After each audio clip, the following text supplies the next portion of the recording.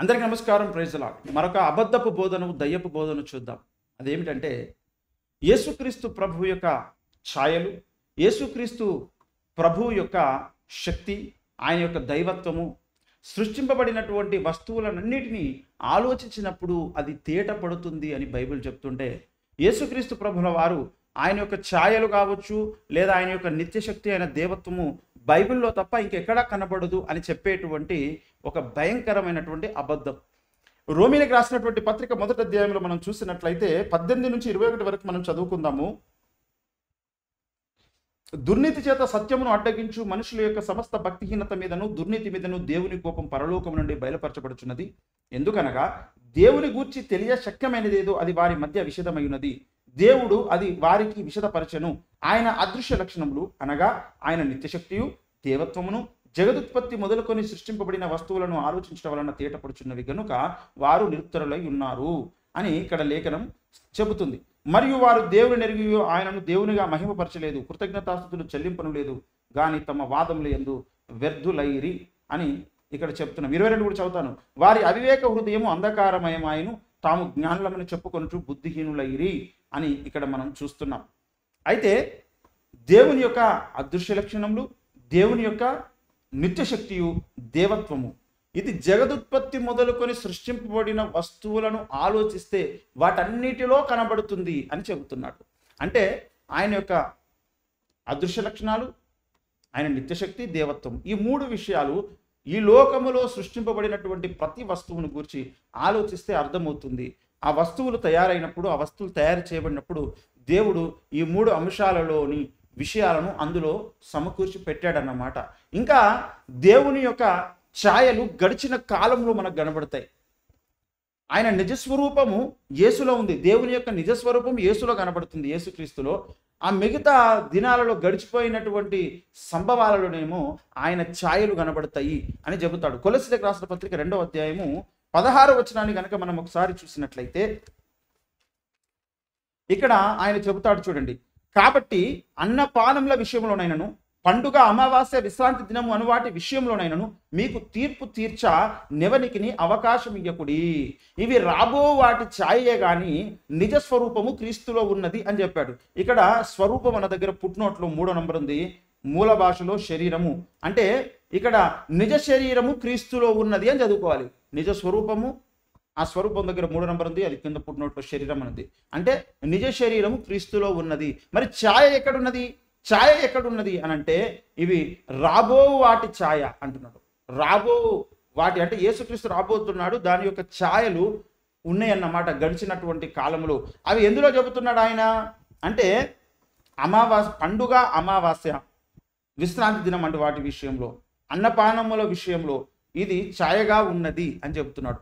అంతేకాదు ధర్మశాస్త్రాన్ని కూడా ఒక ఛాయగా చెబుతాడు. హెబ్రీ రాష్ట్ర పత్రిక 10వ అధ్యాయంలో 1వ వచనంలో చూస్తే ధర్మశాస్త్రము రాబోవచ్చున్న మేలుల ఛాయ గలదియే గాని ఆ వస్తువుల నిజ స్వరూపము గలది కాదు గనుక అని చెబుతాడు. తర్వాత 8వ అధ్యాయం 5వ వచనంలో కూడా హెబ్రీ రాష్ట్ర పత్రికలో చూస్తే మోషే గుడారము అమర్చబోయినప్పుడు కొండ మీద నీకు చూపబడిన మాదిరి చొప్పున సమస్తమును చేయుటకు జాగ్రత్త పడుము అని దేవుని చేత హెచ్చరింపబడిన ప్రకారము ఈ యాజకులు పరలోక సంబంధమగు వస్తువుల ఛాయారూపకమైన గుడారమునందు సేవ చేయుదురు.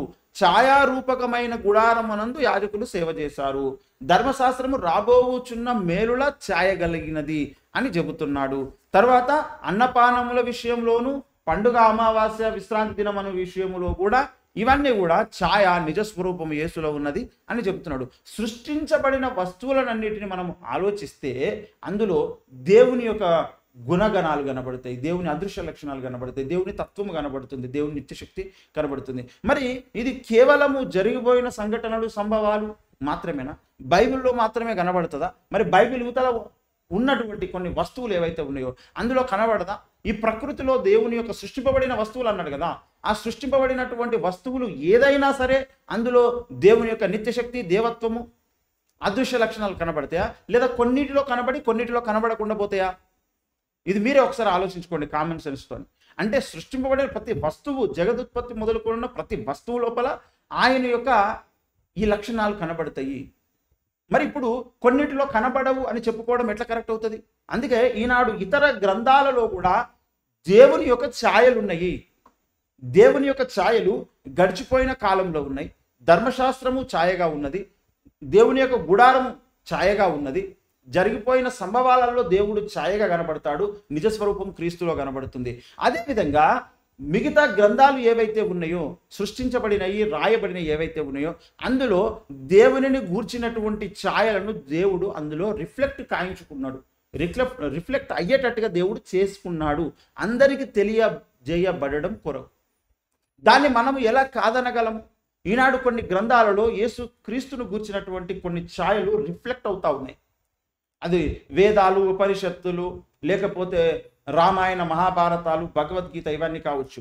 నిజ దేవుని యొక్క ఛాయలు రిఫ్లెక్ట్ అవుతూ ఉంటాయి. దాన్ని కాదని ఎలా చెప్పగలుగుతారు? అందులో ఉన్నవి ఛాయలు, నిజ స్వరూపం క్రీస్తులో ఉన్నది. గనుక ఇది ఈనాడు కొంతమంది క్రైస్తవులు కూడా అర్థము చేసుకోలేకపోవడం, దీన్ని ఖండించడం అనేది ఒక ఘోరమైనటువంటి విషయం. గనుక దేవుడు అనంతుడు, దేవుడు ఆది అంతము లేనటువంటి వాడు, దేవుడు సర్వశక్తిమంతుడు. ఆయన యొక్క ఛాయలు, ఆయన యొక్క నీడలు అంతటా కనబడతాయి, చూడగలిగితే, వెతకగలిగితే. సృష్టింపబడినటువంటి ప్రతి వస్తువులు ఆయన కనబడతాను అంటున్నాడు. ఆయననే కనబడతాననగా ఛాయగా వీళ్ళకు వచ్చినటువంటి ఇబ్బంది ఏంటి? వీళ్ళకు వచ్చిన ఇబ్బంది ఏంటండి? కొరింథీయులకు రాసినటువంటి పత్రికలో చెబుతాడు, 1 కొరింథీ 10:11 ఆయన సమస్తము మనకు జ్ఞానము కలగడం కొరకు జరిగినాయి అని చెబుతాడు.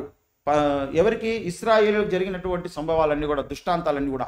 10:11 1 కొరింథీ, ఈ సంగతులు దృష్టాంతములుగా వారికి సంభవించి యుగాంతమందున్న మనకు బుద్ధి కలుగుటకై వ్రాయబడెను అంటున్నాడు. ఈ సంగతులట దృష్టాంతములుగా వారికి దృష్టాంతాలుగా వారికి సంభవించాయి, యుగాంతమందున్న మనకు బుద్ధిని, జ్ఞానాన్ని కలగజేయడం కొరకు అని చెప్తున్నాడు. కనుక దేవుని యొక్క అదృశ్య లక్షణాలు అంతటా ఉన్నాయి, విశ్వం అంతటా ఉన్నాయి. సృష్టింపబడిన వస్తువు ఏదైనా ఉంటే, సృష్టింపబడిన పదార్థం ఏదైనా ఉంటే, అందులో దేవుని యొక్క ఈ లక్షణాలు కనబడతాయి.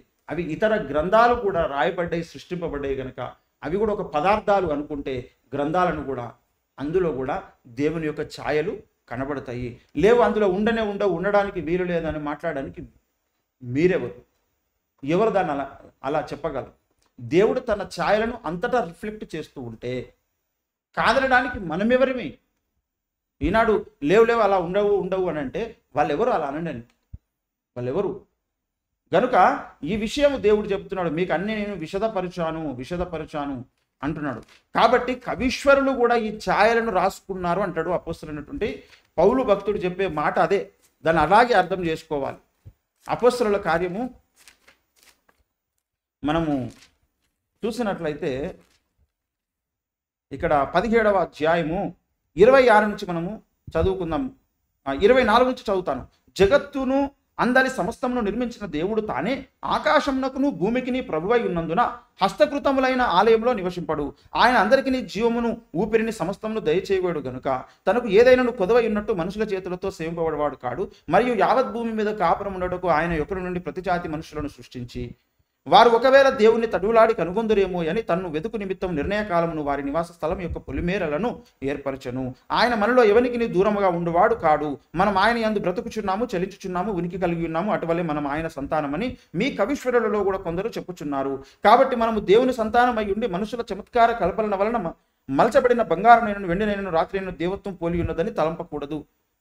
వాటన్నిటిలో దేవుని యొక్క ఒకవేళ ఛాయలను చూడాలి తప్ప దేవుడు మరి బంగారంతో పోల్చబడ్డాడు, గొర్రెపిల్లతో పోల్చబడ్డాడు, దేవుడు పరిశుద్ధాత్మ పావురంతో పోల్చబడ్డాడు, ఈ విధంగా సింహంతో దేవుడు పోల్చబడ్డాడు. అందులో ఆయన యొక్క పోలికను లేదా ఛాయను చూడాలి తప్ప, అందులో ఉన్న ఒక లక్షణాన్ని, గుణగణాన్ని చూడాలి తప్ప అదే దేవుడు కాదు. కనుక కవీశ్వరులు ఇదే విషయం చెప్పారు. నిజ దేవుడు ఒక ఆయన ఉన్నాడు, ఆ నిజ స్వరూపం ఇంకా రివీల్ కాలేదు, కానీ ఆయన ఛాయలు అయితే అంతటా కనబడుతున్నాయని వారికి అప్పుడు తోచిన, అప్పుడు వారికి కలిగిన ప్రేరేపణను బట్టి వారు కొన్ని గ్రంథాలు రాసుకున్నారు. ఎవరు ఏది రాసినా సరే, అందులో ఏ భాష రాసినా సరే, ఏ శాస్త్రము రాసినా సరే, అన్ని శాస్త్రాలలో దేవుని యొక్క ఛాయలు రిఫ్లెక్ట్ అవుతూ ఉంటాయి. దాన్ని చూడగలిగే కళ్ళుండి వెతకగలిగే సామర్థ్యం ఉంటే అది కనబడుతుంది. గనుక దేవుని యొక్క అదృశ్య లక్షణాలు, దేవుని యొక్క నిత్యశక్తి, దేవుని యొక్క దేవత్వం అన్నిట్లలో అయితే దేవుడు పెట్టాడు. అది చూడగలిగిన కళ్ళున్న వాళ్ళకు కనబడుతుంది, చూడలేనటువంటి వారికి అది కనబడదు. అంత మాత్రం చేత, కనబడనంత మాత్రం చేత అక్కడ అది లేదు అనొద్దు, ఆ ఛాయ లేదు అనొద్దు. నాకు సరిగా అర్థం కాలేదనాలి, నాకు తోచలేదనాలి, నిన్ను చూడలేకపోయాను అనాలి, అంతే. అంతే తప్ప మరి సర్వశక్తిమంతుడైనటువంటి దేవుడు, ఆయన నిజ స్వరూపం క్రీస్తులో ఉంది, ఛాయలేమో అంతటా అన్నిటిలో ఉన్నాయి. గనుక ఇది లేదు అనడం ఇది కూడా మరి సాతానుకు సపోర్ట్ చేసే బోధ. ఇది సాతానుడే కావాలని నిజ దేవుని దగ్గరికి రాకుండా అడ్డుకుంటున్నటువంటి ఒక బలమైనటువంటి సిద్ధాంతం ఇది. గనుక అబద్ధాలు నమ్మొద్దు, అసత్యాలు నమ్మొద్దు. వాక్య సారాంశము సత్యము, నిజ దేవుడు యేసు, ఆయన ఛాయలు అంతటా ఉంటాయి. గనుక ఆ నిజ దేవుణ్ణి తెలుసుకునేటువంటి ప్రయత్నంలో అందరూ పరిశోధించాలి, పరిశీలించాలి. ఆయనను గూర్చి వివరించడానికి ఆయన ఛాయలను ఎత్తి చెబుతున్నప్పుడు దాన్ని అడ్డుకునే ప్రయత్నం ఎవరు చేయకూడదు. అలా అడ్డుకోవడం, అలా కాదనడం, దానిని ఎబ్బెట్టుగా మాట్లాడడం అనేది ఇది కూడా ఒక దయ్యముల బోధ, దయ్యములు చేస్తున్నటువంటి కుట్రలో భాగమే. కనుక ఈ విషయం అందరికీ అర్థమైంది అనుకుంటున్నాను. రక్షకుడైనటువంటి దేవుణ్ణి ఎత్తి చూపెట్టడానికి, తెలియచేయడానికి అన్నిటిని వాడుకోవాలి. అందుకే కీర్తనల గ్రంథంలో అంటాడు, సమస్తమును నీకు సేవ చేయుచున్నవి అన్నాడు. అన్ని దేవునికే సేవ చేస్తాయండి. ఏమండి 119వ కీర్తన 91వ వచనంలో చూస్తే సమస్తమును నీకు సేవ చేయుచున్నవి అన్నాడు. సమస్తము దేవునికి సేవ చేయాల్సిందేనండి.